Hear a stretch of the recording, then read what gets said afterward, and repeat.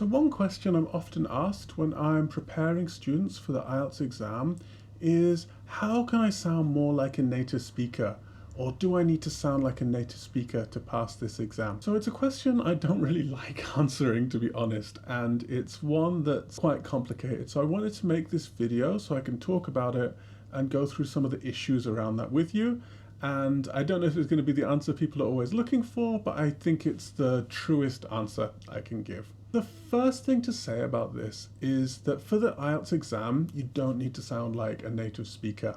In the requirements for the pronunciation section, they say you should be clear, and that's what they always go for. You don't want to cause confusion with your pronunciation, but that doesn't mean the same thing as sounding like a native speaker. So the short answer to the question is, don't aim to sound like a native speaker. Aim to sound like you, but aim to be clear when you speak and easy to understand when you speak. But I also want to dig into it a little bit more because I think it's something that students really use to put themselves down, and they shouldn't do, because they have this idea that, oh, I don't sound like a native speaker, so my English isn't as good or isn't as proper.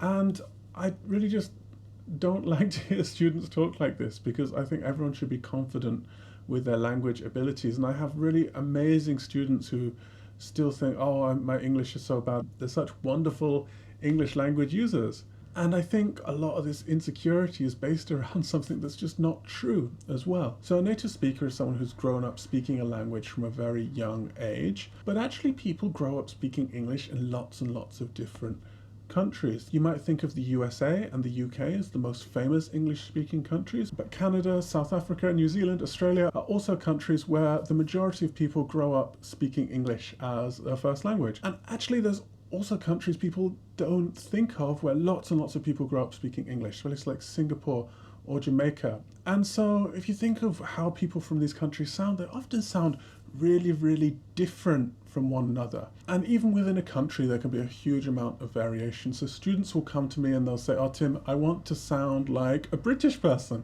But actually, if you come to England, you'll learn very, very quickly that people here sound really, really different in different places. And actually, lots of students come here after studying English and they're not used to how many different varieties of English there are, even within England, which is not that big a country. So when people come to me and they say, Tim, I want to sound like a native speaker, it's not really one thing which that means. There's so many different accents, so many different varieties of English which that can refer to. So there's not really such a thing as sounding like a native speaker. I think there's something to do with race here as well, because when people think of native speakers, they're often thinking of people from countries which are predominantly white. But of course, people do grow up speaking English in countries like Nigeria or Jamaica or Singapore. So I think on some level, race plays into how people think of native and non-native speakers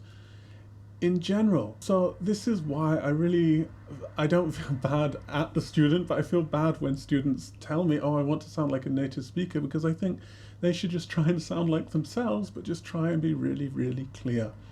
Now, a common follow-up question I'll get when I say these kind of things to students is, okay, well, what should I do instead? And that's a very legitimate question. And when we talk about pronunciation, I think the most important thing is to avoid confusion. And this might sound kind of weird, but some sounds actually matter a lot more for pronunciation than others in English. So an example of some sounds that are very similar, but the difference between them doesn't really matter in English, are TH sounds. So in English, we have a different TH sound for the TH in this and the TH in thing. The TH in this is a th sound and the TH in thing is a th sound, so a th and th. So they're a little bit different, but you will never really confuse two words for one another because you use the wrong TH sound. So this one doesn't matter that much. However, if we look at L and R sounds in English, they're very similar to one another, but actually the difference between them can make words change meaning. So we have things like lice and rice, lamb and ram, or lewd and rude. They have different meanings, and the only difference between them is this L-R difference. So when you're trying to practice your pronunciation in English, the most important thing is to look at those kind of sounds that make a difference in terms of how you're going to be understood. But I really just don't want anyone to feel like, oh, I have to sound like a native speaker. I really hope every student can be very confident in how they sound and not try and change how they sound, but just try and make themselves more clear, which is also something I think native speakers often need to do. Like I often need to make myself more clear when I'm talking to groups of people. So this isn't a native, non-native speaker thing. It's all about clarity, and it's not about sounding like a native speaker. I hope this video was helpful for you. If you want to learn more about IELTS speaking, IELTS more generally, or just learn more about English, make sure you like and subscribe this channel, and also check out some of the suggested videos that are floating somewhere around my head right now.